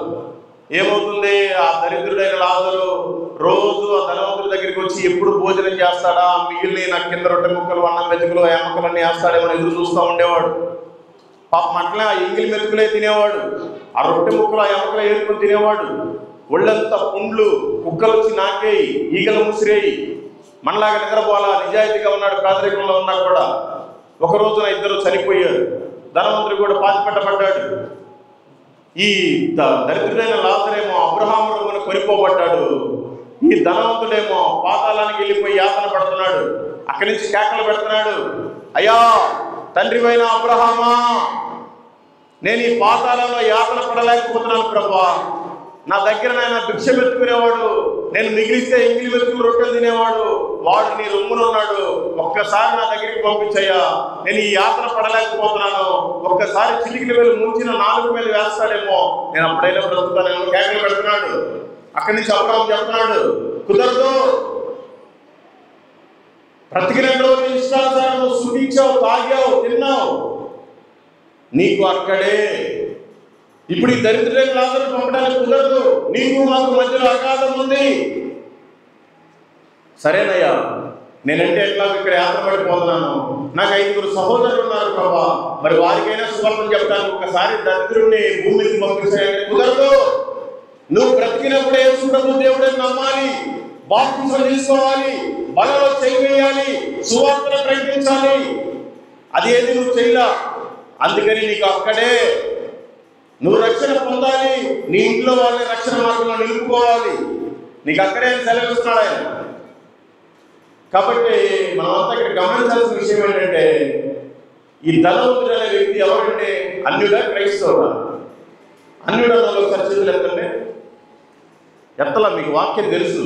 ఆడు క్రైస్తవుడే, మనలాగే చర్చకొచ్చి నిద్రపోతున్నాడు, మనలాగే బాప్తిసం తీసుకొచ్చిన టైం అనుకుంటున్నాడు, మనలాగే ఏదైనా తప్పు చేస్తే బలానికి దూరం అయిపోతున్నారు, అన్ని తీసుకున్నారేమో సువార్త ప్రకటించట్లేదు. అట్లాగే బ్రతికాడు ధనవంతుడు కూడా. చివరికి ఏమైంది, పాతాళంలో యాతన పడుతున్నాడు. పాతాళం మన కోసం తయారు చేయబడ్డా, పాపుల కోసం తయారు చేయబడింది. మరి మన కోసం ఏం తయారు చేయబడింది? పరలోకం తయారు చేయబడింది. మరి అక్కడికి వెళ్ళాలంటే మనం ఇక్కడ ఏం చేయాలి? దేవుడు పనులు చెప్పాడు, నీకు సంపాదన అక్కడ లేదు, అక్కడే నువ్వు పని చేయడానికి కూడదు, ఆ పని ఇక్కడే చేయి, నువ్వు జీతాన్ని సంపాదించు, నీ జీతం నేను వస్తున్నా నీకు ఇస్తున్నానని చెప్పాడు. మరి మీరంతా దేవుడి పని ఎంతవరకు చేశారు? మీ జీతం ఆయన దగ్గర నుంచి తీసుకొని వస్తున్నాడంట. మరి తీసుకునే స్థితిలో నువ్వు ఉన్నావా? ఆ ఉన్నది కూడా పోగొట్టుకునే స్థితిలో నువ్వు ఉన్నావా? తెలుసుకో, లేకపోతే చాలా ప్రమాదం. మీకు అందరికీ యేసు ప్రభు వారు, పర్లేదండి టైం ఒక 10 నిమిషాలు పొడిగిద్దాం. యేసు ప్రభు వారు అదిగో వస్తారు, ఇదిగో వస్తారని మనం చిన్నప్పటి నుంచి చెప్పుకుంటా ఉన్నాం. యేసు ప్రభు వారు నిజమే రెండోసారి వస్తారు. ఎప్పుడు వస్తారు చెప్పనండి. యేసు ప్రభు వారు మన కోసమే ఈ భూమి మీద పుట్టి, మన కోసమే దెబ్బలు తిని, మన కోసమే తిట్టించుకొని, నోటితో ఉమ్మించుకొని పాతి పెట్టబడ్డాడు. మళ్ళీ ఆయన రెండోసారి రానై ఉన్నాడు. తెలుసా మీ అందరికీ? యేసు ప్రభు వారు రెండోసారి భూమి మీదకి రానై ఉన్నాడు అన్న వాళ్ళంతా ఒకసారి చేతులు ఎత్తండి. Praise god. కొంతమంది అయితేనేమో అసలు ఎత్తలేదు, ఎత్తిన వాళ్ళు కూడా భ్రమలోనే ఉన్నారు. ఏమైనా సువార్తికుడు నువ్వన్నా తెలుసుకోకపోతే ఎట్లా? యేసు ప్రభు రెండోసారి భూమి మీదకి రాడు. ఆయన మధ్యాకాశంలోకి వస్తాడు, ఒక బూర సౌండ్ ఊరుతాడు. ఆ సౌండ్ వినగానే మనంతా రెప్పపాటులో ఎగిరి ఆయన దగ్గరికి వెళ్ళిపోవాలి. ఎగిరే అంత పరిశుద్ధత ప్రార్థన మనలో ఉండాలి. అయితే మంచిది, లేకపోతే ఇక్కడ మిగిలిపోతాం. వెళ్ళిపోతే మంచిది. 7 సంవత్సరాలు గొర్రెపిల్ల విందు, మిగిలిపోతే 3.5 సంవత్సరాలు శ్రమలు, ఇంకొక 3.5 సంవత్సరాలు మహాశ్రమలు. నీకు ఆధార్ కార్డు ఉంటుంది, నీ ఆధార్ కార్డు పనికిరాదు. నీకు రేషన్ కార్డు ఉంటుంది, నీకు బియ్యం ఇవ్వరు. నీకు పెన్షన్ కార్డు ఉంటుంది, నీకు పెన్షన్ రాదు. నీకు ఉద్యోగం ఉంటుంది, నీ ఉద్యోగంలో తీసిపడేస్తారు. నీకు బ్యాంకు బుక్, ఏటీఎం కార్డు ఉంటుంది, నీ డబ్బులు నీకు తీసుకోవడానికి కూడా రావు. అలాంటి పరిస్థితులు రాబోతున్నాయి క్రైస్తవులకి. ప్రభు చెప్పాడు, ఈ లోకం శాశ్వతం కాదు, మీరంతా 2వ రాకడలో ఎత్తపడాలి, మీరంతా సిద్ధంగా ఉండండి. నమ్మి బాప్తిసం పొందిన వాడు రక్షింపబడును, నమ్మని వారికి శిక్ష విధింపబడును. మీరు సర్వలోకానికి వెళ్ళి సర్వ సృష్టికి సువార్తను ప్రకటించండి, అగ్నిలో నుంచి లాగినట్టు కొందరైనా లాగి రక్షించండి అని చెప్పాడు. ఎందుకు? ఆ రాకడలో ఎత్తపడటానికే. ఆయనకేం సోపు కాదు. మనకేమో దేవుడి గురించి ఎవరికైనా చెప్పాలంటే సిగ్గు. మరి ఆయనకు సిగ్గు లేక పరలోకాన్ని వదిలిపెట్టి భూమి మీదకి వచ్చి ప్రాణం పెట్టాడు కొట్టించుకొని. మనకేమో ఆయన గురించి ప్రకటించాలంటే సిగ్గు. తెలుసుకోవాలి. 3.5 సంవత్సరాలు శ్రమలు, ఆ తర్వాత 3.5 సంవత్సరాలు మహాశ్రమలు. అదే ప్రభుత్వంతో పాటు వెళ్తే 7 సంవత్సరాలు విందులో ఉంటాం, సంతోషం, సమాధానం. ఆ 7 సంవత్సరాలు అయిపోయిన తర్వాత ప్రభు అప్పుడు వస్తాడు భూమి మీదకి. మీరు అనుకున్నారే భూమి మీదకి మళ్ళీ ప్రభు వస్తాడని, అప్పుడు వస్తాడు 7 సంవత్సరాలు అయిపోయిన తర్వాత. ఈ 7 సంవత్సరాలకు ముందు 2వసారి వచ్చినప్పుడే మనం ఎత్తపడతాం. మనకంటే ముందుగా చనిపోయి సమాధిలో ఉండే మన పెద్దోళ్ళంతా ఎత్తపడతారు. పరిస్థితులే అందరూ కాదు, ఎత్తపడతారు. మళ్ళీ ఆయన 7 సంవత్సరాలు అయిపోయిన తర్వాత కిందకు వచ్చేటప్పుడు ఆ సమూహాన్ని మొత్తాన్ని తీసుకుని వస్తాడు. ఈ లోకంలో నేను చదువుకున్న చదువుకి సరిగ్గా ఉద్యోగం రాలేదే, నేను చేసే పనికి సరిగ్గా ఫలితం లేదే అని మనం బాధపడతా ఉంటాం. 7 ఏళ్ళ విందు అయిపోయిన తర్వాత 1000 సంవత్సరాలు ఈ భూమి మీదకి వచ్చి యేసు ప్రభు వారు పరిపాలించనున్నారు. మీకు తెలుసా, యేసు ప్రభు వారు ఈ భూమి మీదకి వచ్చి 1000 సంవత్సరాలు ఈ రాజ్యాన్ని పరిపాలించబోతున్నాడు అని ఒకసారి చదువులేదండి. Praise God.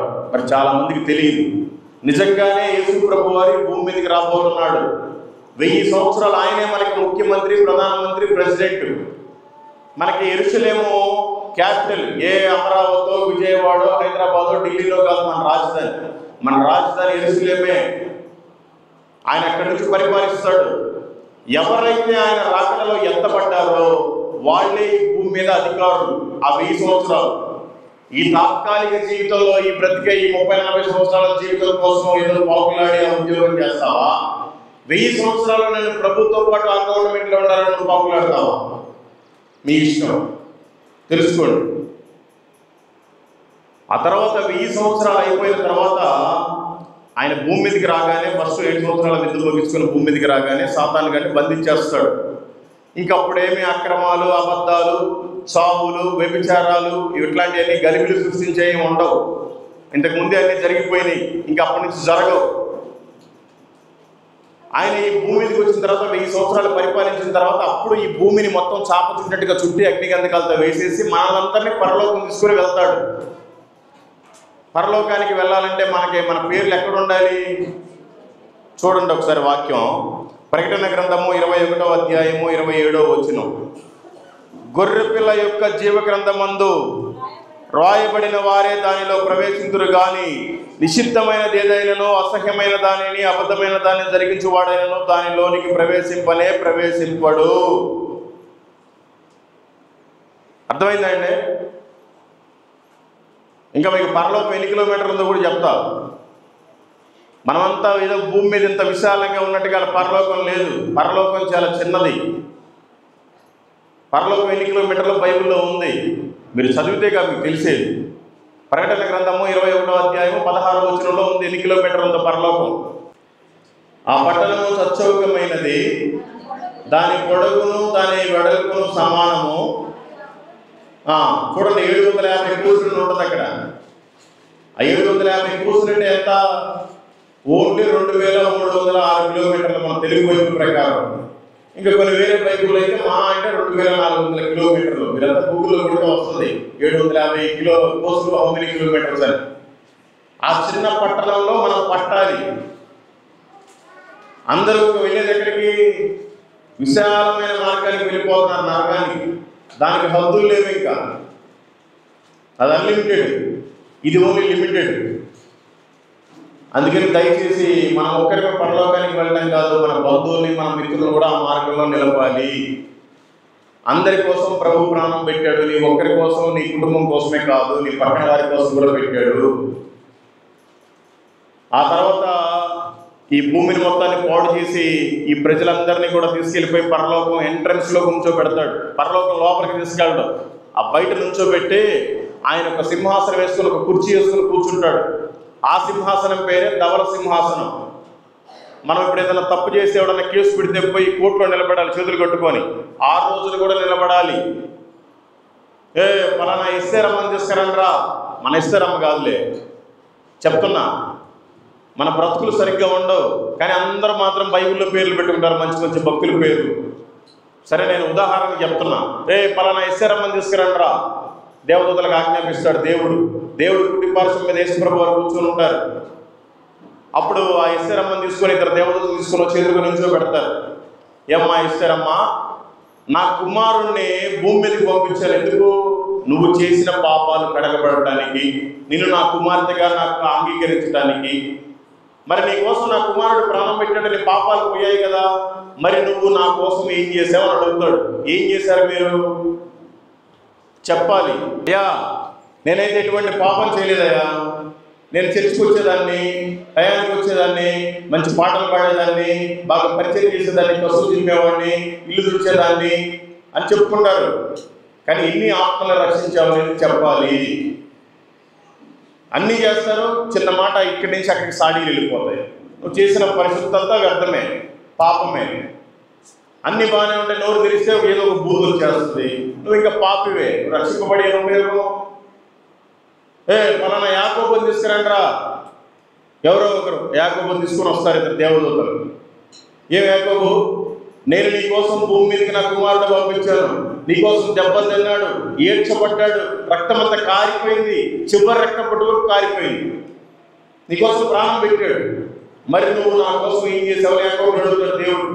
యాకోబు అంటే బైబిల్ యాకోబు కాదు, మన యాకోబే, అందరిదని అర్థం. అయ్యా, నేనైతే చర్చికి వచ్చినా రాకపోయినా నా భార్య పిల్లలు మాత్రం ఖచ్చితంగా పంపించేవాడిని ప్రభా. మా చర్చిలో ఏదైనా మీటింగ్ అంటే భోజనాలు నేనే పెట్టేవాడినయా, నేను మా పాస్ గారికి బట్టలు కొనిచ్చానయా, నా దశంభాగం ఖచ్చితంగా వేసేవాడినయా. కాకపోతే నాకు ఒక అలవాటు ఉందయా, ఆ సిగరెట్ ఒక్కరో మానలేకపోయాను, నాకు కొద్దిగా 90 మంది వేసుకుని అలవాటు ఉంది, మానలేకపోయాను. తీసుకెళ్ళండి రా, తీసుకెళ్ళిపోయి నరకంలో వేయటమే. 6 రోజులు ఉంటుంది, అదే జడ్జిమెంట్, అది ఫైనల్ తీర్పు. ఆయన నిజమైన న్యాయాధిపతి, ఆయన నీతి న్యాయములు జరిగిస్తాడు. ఆయనేమో అసలు తేడాగా స్వార్థంగా చూడటం. అందుకని దయచేసి మీరంతా తీర్పులో నిలబడకుండా ఉండాలి. పలానా మల్లికార్జునరావు తీసుకురండ్రా, వీడు ఏ చర్చికి పోయినా నా విశ్వాసుని, నా కుమార్తెని, నా కుమారుని తిట్టడమే వీడి పని, వాళ్ళు తీసుకురారా, తీసుకొస్తారు. అప్పుడు నన్ను కూడా ఏరా మల్లికార్జునం, నీ పాపాలు తీర్చడానికి నా కుమారుని భూమి మీదకి పంపించాను, నువ్వు నా కోసం ఏం చేసేవారు ప్రభు అడుగుతాడు. అప్పుడు నేనేం మాట్లాడను, నేను నోరు మూసుకొని ఉంటాను ఇట్లాగే. అప్పుడు ప్రభువారు, యేసు ప్రభువారు ఆయన కుడిపార్శ్వం మీద కూర్చోంటాడు, తండ్రి ఆయన కుడిపార్శ్వం మీద. ఆయన లేచి నుంచోనే, తండ్రి వీడు నా కోసం అన్నిటిని వదులుకుని సువార్తను ప్రకటిస్తున్నాడు, ఇంటికి నెలకు ఒకసారి పోతాడు, ఈ సువార్తనే పట్టించుకుంటున్నాడు, పెట్రోల్ పంపులో పడుకుంటున్నాడు, దేశమంతా తిరిగాడు, అనేక ఆత్మలకు సువార్తను ప్రకటించాడు, వీటిని సన్నిధిలో తెలుసుకుంటాను. నేను యేసు ప్రభు వారే మన పక్షాన నిలబడతారు, యేసు ప్రభు వారే మనకి సాక్షి. ఈ రోజున మన బ్రతుకులకు మన ఇంట్లోనే సాక్ష్యం ఉండదు, భర్తకు భార్య దగ్గర ఉండదు, భార్యకు భర్త దగ్గర ఉండదు, ఇద్దరి దగ్గర పిల్లలకు ఉండదు, పిల్లల సాక్ష్యం తల్లిదండ్రుల దగ్గర ఉండదు. మన సాక్ష్యం మన పట్టణాల దగ్గర కూడా సరిగ్గా ఉండాలి, మన చర్చిలో కూడా సరిగ్గా ఉండాలి. సాక్ష్యమే లేకపోతే నీ జీవితం వ్యర్థం. తెలుసుకోండి, ఆ 2400 కిలోమీటర్లను ఉండాలి, లేకపోతే నీకు నిత్య నరకం, అగ్ని ఆరదు, పురుగు చావదు. నువ్వు పరలోకానికి వెళ్ళినా నీకు చావు లేదు, నువ్వు నరకానికి వెళ్ళినా చావు లేదు. మరి ఎందుకంటే ఈ తాత్కాలిక జీవితం కోసం పక్కన వాళ్ళ మీద ఈర్ష, పగలు, ఈ చాడీలు, ఈ బూతులు, ఇవన్నీ ఎందుకు? ప్రభు మనకి చిన్న జీవితమైన మంచి జీవితం ఇచ్చాడు, సంతోషంగా సమాధానంగా ఉండొచ్చు కదా. వీలైనప్పుడు 2 మాటలు చెప్పి పక్కన వాళ్ళకి యేసు ప్రభు దేవుడు అని, అంతే కదా. అది కూడా ప్రకటించకపోతే ఎట్లా? ఇంత చర్చి పెట్టుకున్నారు, మంచి బిల్డింగ్ కట్టుకున్నారు ఈ పల్లెటూరులో, మీ సాక్ష్యం సరిగ్గా ఉంటే పాపం పక్కన రైతులు కూడా వస్తారు, కూర్చుంటారు కదా. నేనేం పుట్టుకతో క్రైస్తవుడు కాదు కదా, వేరే వాళ్ళకి సువార్త చెప్పాను కదా నేను కూడా తెలుసుకున్నాను. అట్లాగే మీరు కూడా వేరే వాళ్ళకి సువార్త చెప్పారు, చెంది కూర్చోడు. వాళ్ళు కూర్చోవాలి అంటే మన మాటలు సరిగ్గా ఉండాలి, మన పద్ధతులు సరిగ్గా ఉండాలి, మనకే సరైన సాక్ష్యం ఉండదు. వాళ్ళు ఏమొస్తారు? దేవుడికి నువ్వు లెక్క చెప్పాలి. ఈ చర్చి ఇంత ఖాళీగా ఎందుకుందో కూడా లెక్క చెప్పాలి. చెప్పలేని రోజు మీ ప్రయాణం నరకమే. అదే నువ్వు కనుక పరలోకంలోకి ఎంటర్ అయిపోయావు, జడ్జిమెంట్ అయిపోయిన తర్వాత అప్పుడు ఏం జరుగుతుందో కూడా ఇక్కడ ప్రభు చెప్తున్నాడు. ప్రకటన గ్రంథము 21వ అధ్యాయము 3వ వచనం. అప్పుడు ఇదిగో దేవుని నివాసము మనుషులతో కూడా ఉన్నది, ఆయన వారితో కాపురం ఉండెను, వారాయన ప్రజల యందు, దేవుడు తానే వారి దేవుడై ఉండి వారికి తోడై ఉండెను. దేవుడు భూమి మీద కూడా తోడై ఉండడానికి ఆయన వచ్చాడు ఇక్కడికి. ఆ రోమా సైనికులు ఒక్కసారి ఆయనకి సిలువ వేశారు. నువ్వు ప్రతిరోజు వేస్తున్నావు, నువ్వు మాట్లాడే అబద్ధం వల్ల ఆయనకి సిలువ వేస్తున్నావు, నువ్వు మాట్లాడే బూతుల వల్ల ఆయనకి సిలువ వేస్తున్నావు, నువ్వు తాగే సిగరెట్ బీడి వల్ల ఆయనకి సిలువ వేస్తున్నావు, నువ్వు తాగే మందు వల్ల సిలువ వేస్తున్నావు. దయచేసి తెలుసుకోండి, ఆయనకు అనుకూలంగా ఉండండి, అందరితో సమాధానంగా ఉండండి, లేదంటే నిత్య నరకం మన కోసమే అనుకోవాలి. మరి మీరందరూ అనుకోవచ్చు, అయ్యా మరి పరలోకంలో మరి కొద్ది మంది పడతారు కదా 2400 కిలోమీటర్లో, మరి ప్రజలంతా ఇటు వెళ్ళిపోతారు. వాళ్ళ కోసం కూడా రాసి పెట్టే ఉంది, భక్తులు మాత్రమే పరలోకానికి వెళ్తారు. నేను భక్తుడిని భక్తురాలు అన్నోళ్ళంతా ఒకసారి చేతులు ఎత్తండి. నేను భక్తుడిని భక్తురాలని అన్నోళ్ళంతా చేతులు ఎత్తండి ఒకసారి. ఇదే చివరి ఎత్తడం. ఇంకా ఒక్క ఆయన ఎత్తాడు, ఇంకొక అన్న కూడా ఎత్తపోయి డౌట్గా ఆగాడు. అంటే ఇంక మిగతా వాళ్ళంతా ఎవరు? భక్తిహీనులు. అంతేనా కాదా? మీరు భక్తులా? చేతులు ఎత్తమంటే ఎత్తలా. కాబట్టి మీరు భక్తిహీనులు. మీకోసం ఒక మంచి అద్భుతమైన వాక్యం రాసుకుంటాడు దేవుడు బైబిల్లో. సామెతల గ్రంథము 16వ అధ్యాయము 4వ వచనం చదవండి, ముగించేస్తాను. యెహోవా ప్రతి వస్తువును దాని దాని పని నిమిత్తము కలుగజేసెను, భక్తిహీనులను ఆయన నాశన దినము కొరకు తయారు చేసెను. కాదమ్మా, చాలు. ఇది ఉందా లేదా? యెహోవా ప్రతి వస్తువును దాని దాని పని నిమిత్తం కలుగజేశాడు. నాశన దినం కోసమే భక్తిహీనులను తయారు చేశాడంట. అంటే నరకంలో కాచడానికి కూడా దేవుడే మనుషులు తయారు చేశాడు. మరి నువ్వు ఆ లెక్కలో ఉంటావా, ఈ లెక్కలో ఉంటావా తెలుసుకోండి. ఎన్ని రోజులు నామకార్థంగా చర్చకొచ్చి ముసుకేసుకొని చప్పట్లు కొట్టి చిల్లర మార్చి వానికి వేసిపోయినంత మాత్రం ఉపయోగం ఏమీ లేదు. నిజమైన మారు మనసు పొందాలి, ఆయనకు సాక్షిగా బ్రతకాలి, నిన్ను వలె నీ పొరుగు వారిని ప్రేమించాలి, అనేక మందికి సువార్తను ప్రకటించాలి. ఈ లోకంలో నువ్వు ఏది సంపాదించినా నీతో పాటు రాదు, మొత్తం మట్టిలో కలిసిపోతుంది. ఈ లోకంలో నువ్వు ఎంతమందికి సువార్త చెప్పావో ఆ లెక్క మాత్రమే పరలోకానికి వెళ్తుంది. ఈ లోకాన్ని ఆశించిన వేది చేయబాకు, పరలోకాన్ని ఆశించిన ఏదైనా చేసి ఆటోమేటిక్గా ఈ లోకంలో కూడా నేను వెనకాల పరిగెత్తుతాయి. ఈ జీవితంలో ఇంకా ఏమైనా లోటుపాట్లు ఉన్నాయేమో, అవి కలగాలి అంటే మీరు ఆయనకు అంటుకట్టబడి ఉండాలి, ఆయన మీ హృదయంలో ఉండాలి. మీ చర్చిని ఎంత పోసు తులిపి, ఎంత నీళ్లు పోసి కడిగి, ఎంత చిమ్మినా వ్యర్థమే. నీ హృదయాన్ని కడుక్కో, నీ హృదయానికి పట్టిన పోసు తులుపు, నీ హృదయానికి నీళ్లు పోసి కడుగు.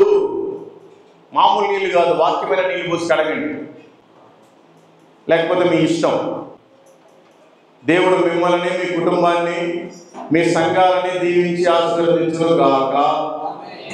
ఎప్పుడు అంటే మీరు నిజమైన మారు మనసు పొంది బాప్తిసం తీసుకొని బలలో చేయవేస్తూ అనుదినమైన సువార్త ప్రకటించినప్పుడే దీవించును గాక. ఆమేన్. పాస్టర్ గారు ఉన్నానయ్యా, మీది ఊరేనా?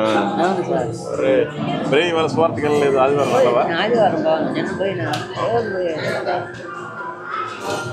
మొత్తానికి మీ ఊరు పిలిపించావు.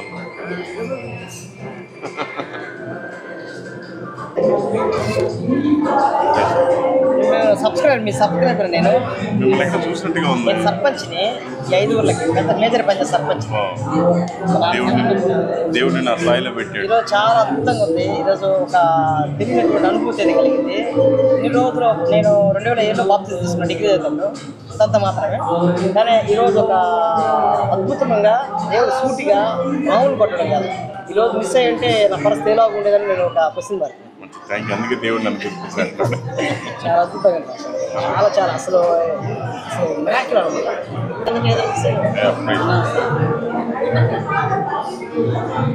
ఎంత ధన్యత సార్ మీరు రావచ్చు. మాకు కూడా ధన్యత మీలాంటి వాళ్ళతో మాట్లాడతాం. సరమంతా నేను ఉన్నాను. ఆ రోజు మీరు బయటికి పోతున్నారా? ప్రైజ్లో బ్రదర్ అంతా నీ వల్లే. ప్రైజ్లో చెప్పారు. అయితే మిమ్మల్ని గుర్తుపట్టలేదు. తమ్ముడేమో మళ్ళీ ఇంకోసారి కలిశాడు, అందులో గుర్తుండిపోయాడు. అయ్యా వస్తాం. ఎప్పుడైనా పిలిస్తే వస్తుంటాంలే, అట్లేం లేదు. చెప్పాడు అన్న. నేను పాస్టర్ కాదు, మీరెంతో నేనంతే. అసలు దేవుని వాక్యం ఈ రూట్లో సబ్జెక్ట్ అంటే ఇన్ని రోజులు మూసిపోయిన కళ్ళు తెలుసుకున్నట్టు భ్రమలమే ఉన్నాం. అంటే ప్రభు మనకి ఏది అవసరం అదే మాట్లాడతాడు, అనవసరం మాట్లాడతాడు. అందరినీ కాదు, అందరూ అదే నిద్రపోయారు కానీ వేలు కొనవాళ్ళు కూడా చూపించారు. ఒక మాట సార్ మాకు తెలుసు మాట సార్, మత్తయి దేవుల్లో ఎక్కడో చెప్పాడు అంటే కొంతమంది పాస్టర్లు కొంతమంది వాలంటీర్ భరిస్తారంట. ఇప్పుడు సైతాన్ గడికి కూడా పవర్ ఉంది భూమి మీద. అదే నాకు మీ పాయింట్ అర్థమైంది, నేను చెప్తాను. సాతాన్ గడికి కూడా పవర్ ఉంది భూమి మీద. దేవుడికి ఎంతైతే ఉందో దేవుడి కంటే కొద్దిగా తక్కువగా ఉంది. వాడు ఏం చేస్తాడో పాస్టర్లో దొరుకుతాడో విశ్వాసంలో దొరుకుతాడో అంతా గరిబిలు చేస్తాడు. అయితే అదంతా అయిపోయిందిలే. ఇప్పటి నుంచి దేవుడు మేలు చేస్తాడు మేము మందిరానికి. ఏది పోయినాయి అది అన్నీ మన మంచి కోసమే. సమస్తము సమకూడి అన్ని మంచిగా జరిగిస్తున్నాడు ఆయన మన కోసం. జరిగిపోయినాయి అన్నీ గతించిపోయినాయి. ఎప్పుడన్నా సువార్త కోటిగా అట్లా పెట్టండి, వద్దాం. ఏమి స్టేజ్లు గీజీలు ఏం అవసరం లేదు, మెట్ల మీద నిలబడి కూడా చెప్పేయచ్చు. మీరు జనాలను పిలిపిస్తాల మెట్ల మీద నిలబడి చెప్పేస్తాం. అయ్యా సరేనా, మీరు చాలా శ్రమంలో ఉన్నారు, అన్ని వదులుకుంటా ఉన్నారు, అన్ని వాక్యం చెప్తున్నారు. ఎంతో మంది పాపం లేస్తున్నారు, అయినా కానీ మీరు దేవుని కృప బట్టి నడిపిస్తున్నారు.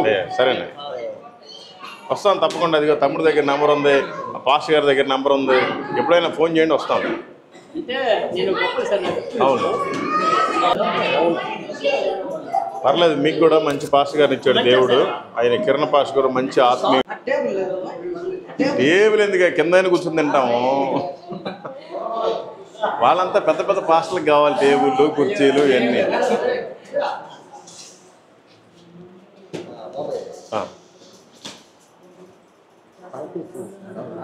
మీరంతా సంఘ పెద్దలు.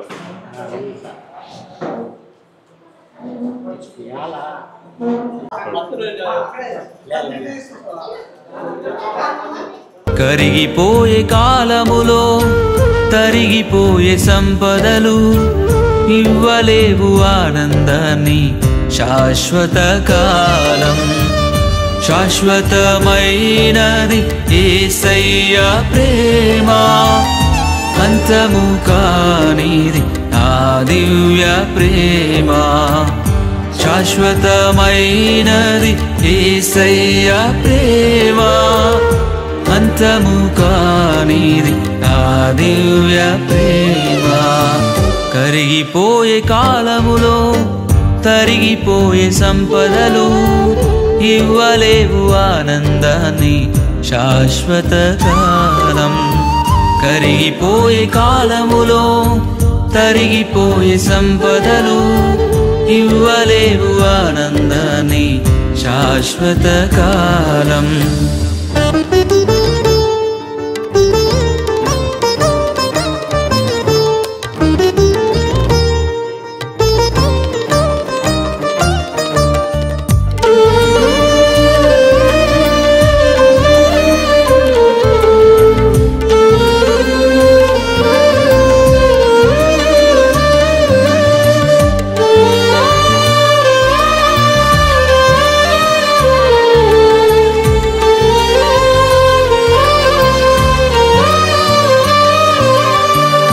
గొప్పగా బ్రతికిన వారే గూడు లేక మిగిలారా. రాజ్యాలను ఏలిన వారే ఒంటరైపోయారా. గొప్పగా బ్రతికిన వారే వందనాలు. నీ ప్రార్థన గుర్తు చేసుకుని నేను అల్పుణ్ణి. ఓకే. అన్న సర్పంచ్ అన్న వందనా ఒంటరైపోయారా పరుగులు పెట్టకు స్థిరము కాని వాటికై పరుగులు పెట్టకు స్థిరము కాని వాటికై పరితపించు యేసుకై పొందుకొనుము శాంతిని పరితపించు యేసుకై పొందుకొనుము శాంతిని కరిగిపోయే కాలములో తరిగిపోయే సంపదలు ఇవ్వలేవు ఆనందాన్ని శాశ్వత కాలం కరిగిపోయే కాలములో తరిగిపోయే సంపదలు ఇవ్వలేవు ఆనందాన్ని శాశ్వత కాలం